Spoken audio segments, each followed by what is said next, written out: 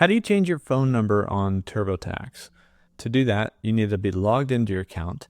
On the sidebar on the left at the bottom is Intuit account, which is your TurboTax account. So from here, we're going to be able to manage our account, and we have sign in and security. Click that to go change your phone number. Once you click on that, it's going to take you to this page, which is basically all your sign in information. And one of those items is your phone number. And so if you click on your phone number, you're going to be able to change that number right here. And so it asks you how to be sent the code. So if we click change, it's going to let you add a new phone number. It'll show the current phone number in here. And basically you can type in whatever number you want to then save it down. Now it's of course going to send you a verification code. And so after we save this on that previous page, you can choose how you would like it to be verified: text message, voice message, or both.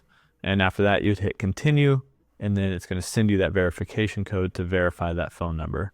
And so that's how you can change your phone number on TurboTax.